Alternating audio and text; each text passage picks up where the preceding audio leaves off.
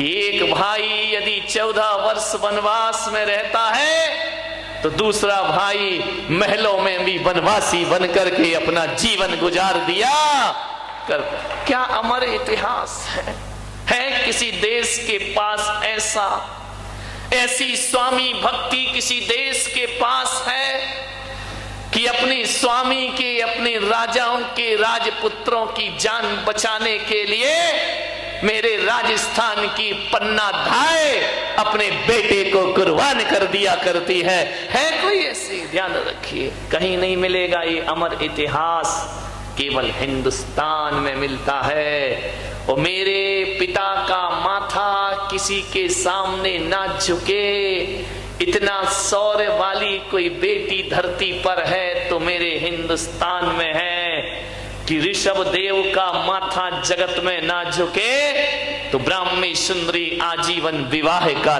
त्याग कर दिया करती है कि हम विवाह नहीं करेंगे लेकिन अपने पिता का माथा नहीं झुकने देंगे। है कहीं ऐसी विरासत, ऐसी संपदा किसी देश के पास कि राणा की बेटी घास की रोटी खाना स्वीकार करती है लेकिन किसी के सामने झुकना स्वीकार नहीं, हाथ नहीं फैलाया कभी? बहुत इतिहास है। यदि इतिहास के पन्ने पलटने बैठूं तो 71वीं की आजादी 72वीं आजादी हो जाएगी और भारत का इतिहास का गुणगान नहीं हो पाए। बहुत अमर इतिहास है मेरे देश के पास। हम वो देश के लोग जिसने कभी किसी की जमीन पर बुरी निगाह नहीं डाली, पड़ोसियों की तरह। क्या है, पड़ोसी के हाल बड़े गड़बड़ है, मांगती रहता है कश्मीर दे दो, कश्मीर दे दो, कश्मीर दे। अरे ऐसे मांग रहे, कश्मीर कोई प्लास्टिक का खिलौना है जो तुमको उठा के देते हैं? विचार कर, कश्मीर दे दो। मुझे तो समझ नहीं आता है, अमेरिका से कहता है पैसे दे दो, पैसे दे दो, जापान से कहता हथियार दे दो, हथियार दे दो, भारत से कहता है कश्मीर दे दो, कश्मीर दे दो। मुझे यार ऐसा लगता है कि पाकिस्तान जब हर किसी से मांगते ही रहता है तो फिर अपने झंडे पे चांद सितारे क्यों बनाए? कटोरे का निशान बना दे, सारी दुनिया तुझे दे देगी। मांगना दे तो कुछ नहीं सकता, ये दे दो वो दे दो, खुद से कुछ कमाया नहीं जाता है, दूसरों के स्वर्ग पे निगाह रखा करते हैं। ध्यान रखिए, विचार करना है आपको, कैसे दे दे कश्मीर? आज ये पुलक सागर नहीं बोल रहा है, ध्यान रख। आज मैं कोई संत की हैसियत से प्रवचन नहीं कर रहा हूं, इस देश का संत हूं, इस देश में रहता हूं, तो राष्ट्र के प्रति भी मेरी कोई भक्ति और दायित्व हुआ करता है। ध्यान रखिए, एक पत्रकार ने मुझसे पूछा कि राष्ट्र बड़ा होता है, धर्म बड़ा होता है या समाज बड़ी होती है? मैंने कहा दुनिया की परिभाषा कुछ भी हो, लेकिन पुलक सागर कहता है कि यदि मेरे लिए व्यक्तिगत पूछा जाए तो ना धर्म बड़ा होता है ना समाज बड़ी होती है, सबसे बड़ा होता है तो राष्ट्र हुआ करता है। क्योंकि राष्ट्र सुरक्षित है तो धर्म सुरक्षित है, और धर्म सुरक्षित है तो समाज। राष्ट्र भक्ति से बड़ा और कोई चीज नहीं हुआ करती, सबसे बड़ी देशभक्ति हुआ करती है। मान्यवर, राष्ट्र से बड़ा क्या होगा? तो मैं आज राष्ट्र के लिए बोलूंगा, देश के लिए बोलूंगा। आज मैं धार्मिक नहीं, मेरे हृदय में देशभक्ति का जज्बा जागृत है। ध्यान रखिए, कश्मीर दे दो, कश्मीर दे दो। अरे कश्मीर भारत की तकदीर है भाई, ध्यान रखना, कश्मीर भारत की तकदीर है। और जरा उनसे पूछो, पाक के नापाक लोगों से, कि कोई अपनी तकदीर किसी को दे सकता है क्या? बताइए, कोई अपनी तकदीर किसी को नहीं दे सकता है। मान्यवर, भारत वो देश है जो किसी के जमीन के टुकड़ों पर अपनी निगाह नहीं डालता है। अरे पाकिस्तान वालों से कहना, तुम्हारे पास तो रहने के लिए जमीन भी नहीं थी, खाने के लिए रुपए नहीं थे, मेरे भारत ने तुम्हें रुपए दिए हैं खाने के लिए, घर बसाने के लिए जमीन। तुम्हारा है क्या? जो है वो हमारा है। ध्यान रखिए, विचार करना है आपको। चाइना अभी चिल्ला रहा है, मुझे समझ नहीं आता है। लोगों ने कहा कि चाइना के सामान का बहिष्कार करो, चाइना से जो भी आ रहा है उसे बहिष्कार करो, कोई मत खरीदो, अपने देश के प्रति गर्व करो। बहिष्कार करना चाहिए, मैं भी समर्थन में नहीं हूं, बहिष्कार करो वहां के सामान का। लेकिन मैं थोड़ा सा नेताओं से पूछना चाहता हूं, जनता से तो बहिष्कार कराते हो, फिर उनका माल भारत में मंगाते क्यों हो? यदि मंगाना बंद कर दो तो जनता को बहिष्कार करने की कोई जरूरत नहीं। मंगाया भी जाता है, चाइना में होली नहीं मंगाई जाती, लेकिन रंग चाइना से आता है हमारे यहाँ। चाइना में दिवाली नहीं मनाई जाती, पटाखे दिवाली के यहाँ आते हैं। पहले देश के नेताओं को एक संकल्प करना चाहिए कि किसी भी बंदरगाह या किसी भी प्लेन से चाइना का सामान हमारे हिंदुस्तान में नहीं आना चाहिए। यदि भारत चाइना से सामान लेना बंद कर देगा, सब हेकड़ी भूल जाएगा चाइना, ध्यान रखना। आज हमारे कितना भी बड़ा बना हो, दादा बन के घूम रहा हो, यदि हम सामान नहीं लेंगे ना तो 2 वक्त की रोटी का इंतजाम चाइना के पास नहीं हो पाएगा। ध्यान रखिए मान्यवर, क्या करेंगे? विचार करना है। मेरा देश वो देश जिसने किसी की जमीन पर निगाह नहीं डाली। हम तो वो लोग हैं, यदि लड़ते हैं तो जमीन के टुकड़ों के लिए नहीं लड़ते, अपनी आन बान और शान के स्वाभिमान के लिए भारत युद्ध किया करता है। मैं आपसे इतना ही निवेदन करना चाह रहा हूं, प्रधानमंत्री लाल बहादुर शास्त्री जिन्होंने पाकिस्तान जीता, श्रीमती इंदिरा गांधी जिन्होंने बांग्लादेश जीता, श्री रामचंद्र जिन्होंने लंका जीती, कृष्ण ने मथुरा जीती। ध्यान रखिए, इतिहास पर दृष्टि डालिए। कृष्ण ने मथुरा जीती, राम ने लंका जीती। लेकिन ये लंका जीती, मथुरा जीती तो इसलिए नहीं जीती कि हमें उनकी कुर्सियां चाहिए थी। राम ने लंका जीती और विभीषण को वापस लौटा दी। कृष्ण ने मथुरा का राज्य कंस से जीता और वापस लौटा दिया। इंदिरा गांधी ने बांग्लादेश जीता और बांग्लादेशियों को वापस दे दिया। और लाल बहादुर शास्त्री ने पाकिस्तान जीता और भीख में उनका पाकिस्तान उन्हें वापस यहाँ पे आ जाए। लगे तो गले का हार है यही औरत, और जिद पर आए तो तलवार है यही औरत। ध्यान रखें, विचार करना है आपको। चाइना से कह देना हमारे पास सब कुछ है, हमारे पास युद्ध भी है और हमारे पास बुद्ध भी है। ध्यान रखना, तुम्हारे पास अकेला युद्ध होगा, बुद्ध तो हमारे हैं तुम्हारे पास। हमारे पास युद्ध भी है, हमारे पास युद्ध भी है, और हमारे देश के पास सेना पे खड़ा वीर भी है, तो मंदिर में बैठा कोई महावीर भी है। ध्यान रखिए, सेना पे सीमा पे खड़ा कोई वीर है, मंदिर में बैठा कोई महावीर है। हमारे पास महावीर भी है तो हमारे पास महाविनाश भी है। अब चुनना चाइना को है कि महावीर के पास आना है, ये हमारे वीर सैनिकों से जाके निपटना है। युद्ध भी देंगे और बुद्ध भी देंगे। अरे बुद्ध दोगे, बुद्ध लोगे तो चाइना वालों बुद्धिमान हो जाओगे, और युद्ध लोगे तो बुद्धू बन करके रह जाओगे। भारत की ताकत अब बड़ी विशाल ताकत है, सब कुछ है भारत के पास, किसी चीज की कमी नहीं है। मान्यवर, आपसे निवेदन है, अब बस पसीना बह। मुसलमान कभी असुरक्षित नहीं है। हमारे देश में प्रजातंत्र है, और ऐसा प्रजातंत्र दुनिया के किसी भी देश को प्राप्त नहीं हो सकता है। यहां सबका साथ, सबका विकास, अच्छे दिन बोलो नहीं आए क्या? जीएसटी को छोड़ो, ज्यादा उस लफड़े में मत रहो। आज लोग मोदी का विरोध कर रहे हैं, लेकिन किसी भी देश की 70 साल पुरानी परंपरा को बदलना पड़े तो वक्त लगता है, समय लगता है मेरे भाई। एक दिन ये देश विकास की ऊंचाइयों पर पहुंचेगा। लोग करते रहे विरोध, मोदी ने नोटबंदी करी, परेशान हुए लोग।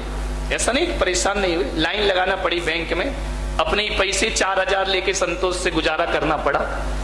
लेकिन यदि ये व्यवस्थाएं गलत होती तो नोटबंदी के समय गृह युद्ध छिड़ जाता पूरे देश में।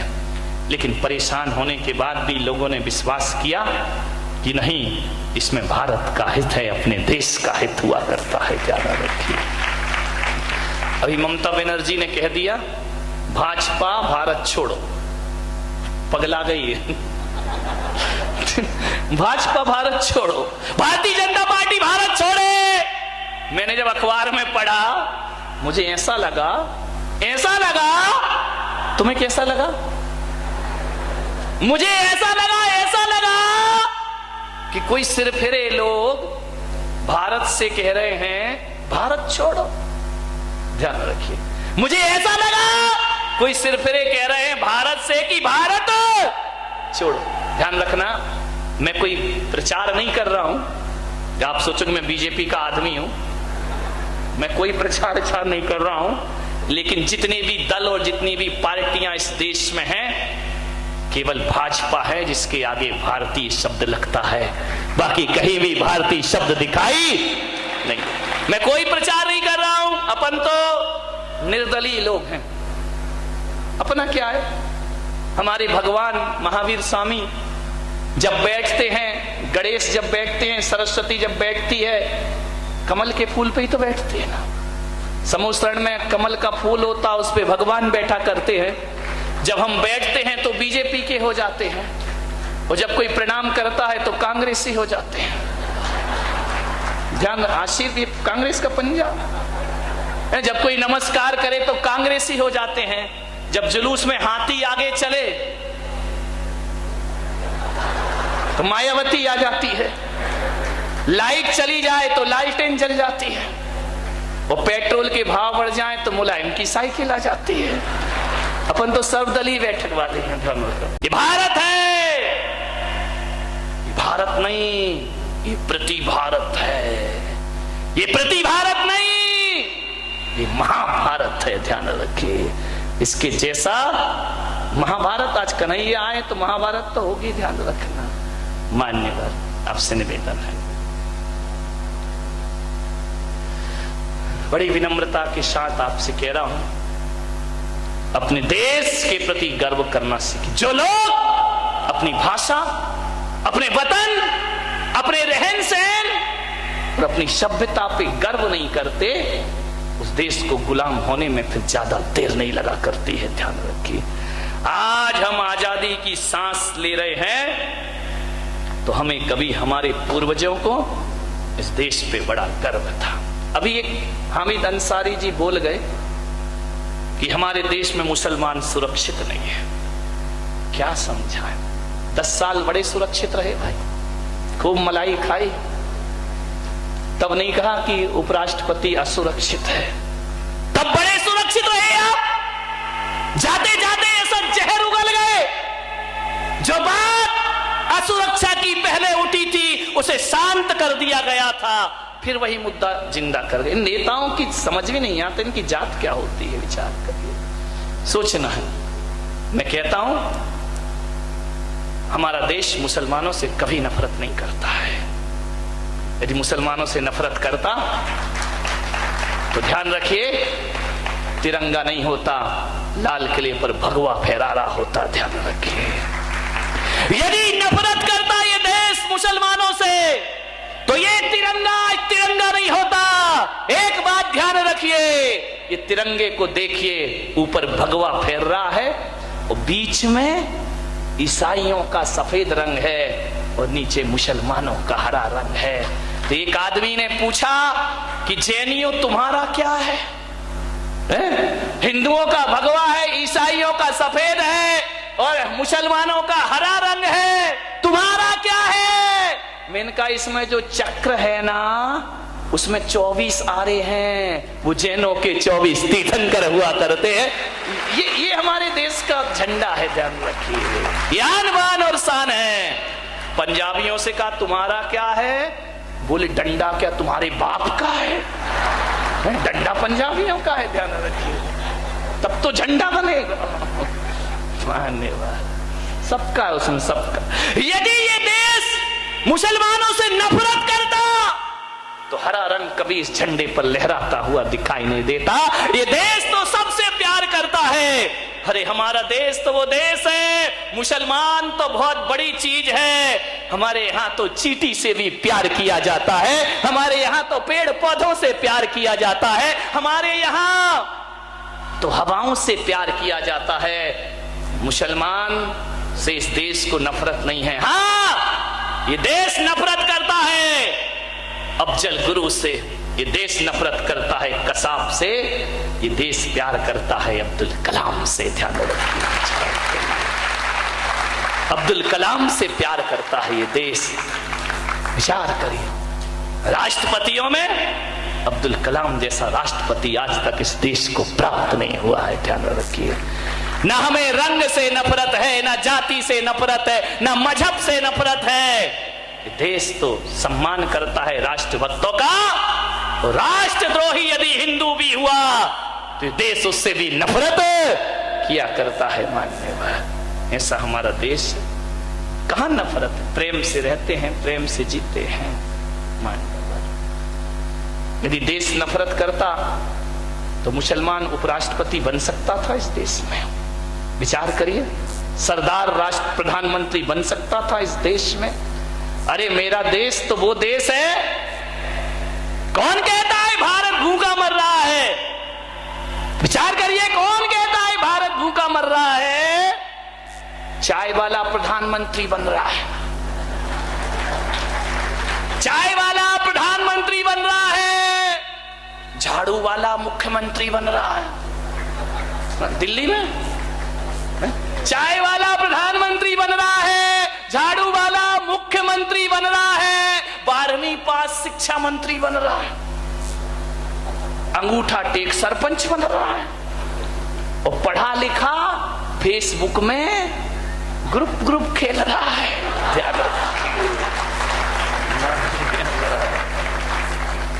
विचार करना है, कौन कह रहा देश भूखा मर रहा है? कितनी तरक्की कर रहा है हमारा देश। विचार करिए आप। एक कुत्ता भारत आ गया विदेश का, एक कुत्ता विदेश का भारत आ गया। भारतीय कुत्ते इकट्ठे हुए, बोले क्यों रे, तेरे देश में क्या कमी थी जो यहां आ गया है? बोले नहीं, कमी तो कुछ नहीं थी, खाना भी बहुत अच्छा, खान पान अच्छा, रहना अच्छा, जीना अच्छा। तो बोले फिर भारत क्यों आया? बोले भारत में भौंकने की जितनी स्वतंत्रता है वो दुनिया के किसी भी देश के पास नहीं है। ध्यान रखना, यहां भौंकते रहते हैं लोग, ऊंची कुर्सी पे जाके भी भौंकते ही रहते। करें क्या देश को? विचार करिए, सोचना है आपको। मान्यवर, चाइना ध्यान से सुन ले, हमारे पास सब कुछ है। ये मत समझना ये तोप तमंचे नहीं, बहुत है हमारे यहाँ तोप तमंचों की जरूरत नहीं। हमारे यहाँ की तो महिलाएं इतनी तेज हैं, क्या जरूरत है तोप तमंचे की?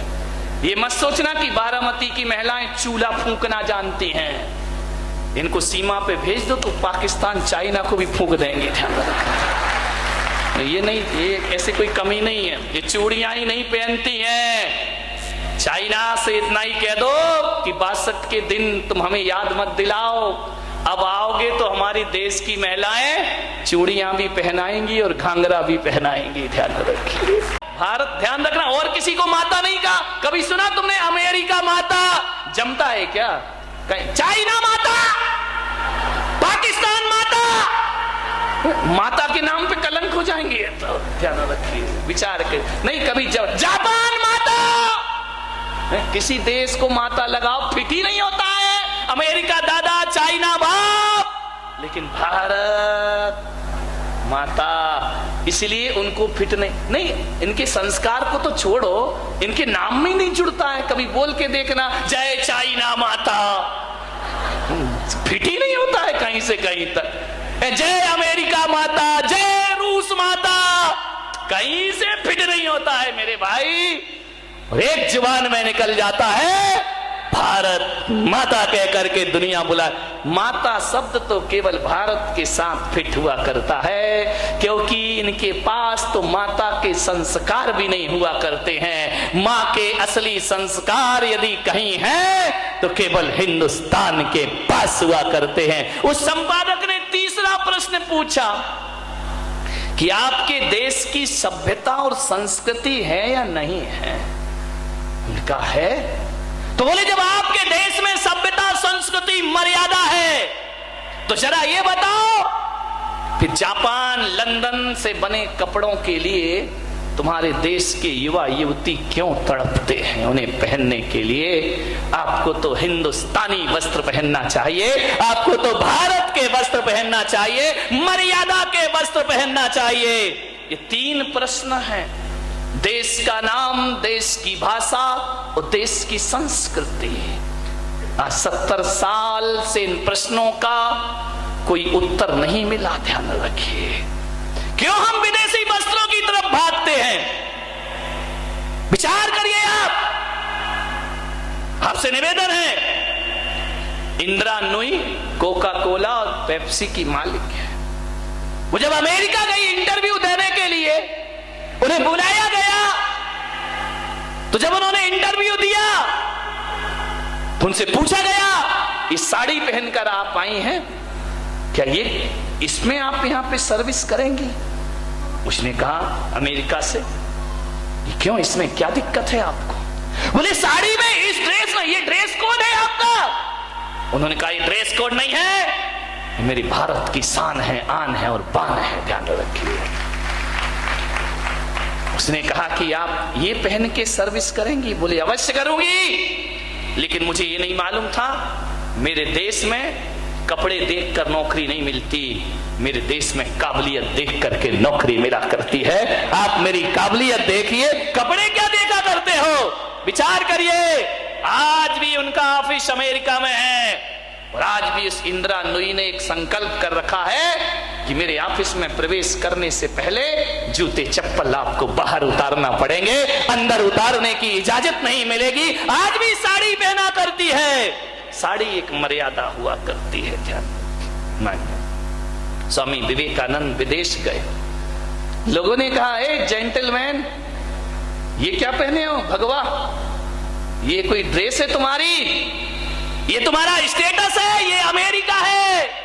स्वामी विवेकानंद ने कहा मुझे आज समझ में आया कि अमेरिका का स्टैंडर्ड, अमेरिका का स्टेटस 2 कौड़ी का दर्जी बनाता है, हमारे यहाँ तो चारित्र स्टेटस बनाता है, हमारे यहाँ तो व्यवहार और आचरण से जीवन का स्टैंडर्ड बनता है, 2 कौड़ी का दर्जी बनाएगा। ध्यान रखिए। एक बार क्या हुआ, स्वामी विवेकानंद अमेरिका पहुंचे, बहुत बड़े संत हुए हिंदू परंपरा में।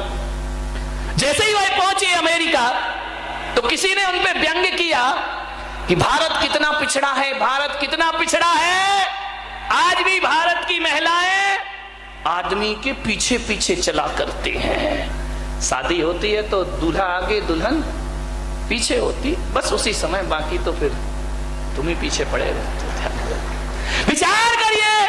बोले हमारे भारत, हमारे अमेरिका में देखो कितनी स्वतंत्रता है, यहां पति पत्नी आगे पीछे नहीं चलते गाय बैल की तरह। हमारे यहां तो हाथों में हाथ डाल करके चला करते हैं, हमारे यहां तो हाथ पकड़ के चला करते हैं। और तुम्हारा भारत इतना पिछड़ा है कि पत्नी अभी भी जानवर की तरह पीछे पीछे चलती है। स्वामी विवेकानंद ने कहा कि तुम क्या जानो मेरे भारत की कीमत, तुम क्या जानो मेरे भारत के सिद्धांत।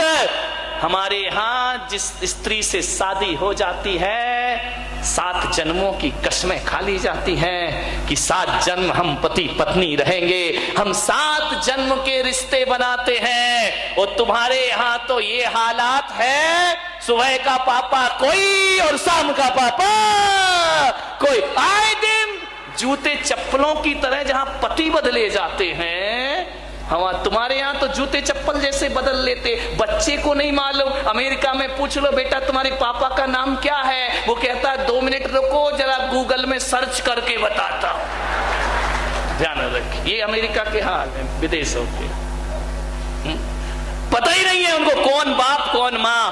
बोले तुम्हारे यहां की नारी को ये डर रहता है कि मुझे छोड़ के वहां नहीं चला जाए, इसलिए हाथ पकड़ के चलती है। और मेरे देश की नारी को विश्वास हुआ करता है कि एक जन्म नहीं 7 जन्म भी ये कहीं और नहीं, इसलिए वो पीछे पीछे चला करती है। ध्यान रखिए, ये भारत हिंदुस्तान की गाथाएं हैं मेरे भाई। लाल बहादुर शास्त्री जब पाकिस्तान गए, क्या जज्बे रहे इन लोगों के। आप जानते हैं उनकी हाइट बहुत नीची थी, छोटे से थे, लेकिन ऐसा प्रधानमंत्री लाल बहादुर शास्त्री के वास हिंदुस्तान को आज तक प्राप्त नहीं हुआ। ध्यान रखना, जो जब प्रधानमंत्री रहे देश के, वो जब देश से विदा होते हैं तो कर्जदार होकर के दुनिया से जाते हैं। मान्यवर, अमेरिका और भारत में इतना ही अंतर है कि अमेरिका में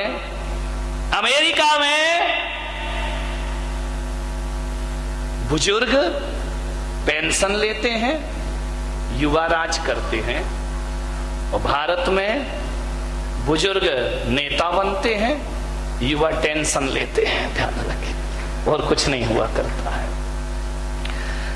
लाल बहादुर शास्त्री जब पाकिस्तान गए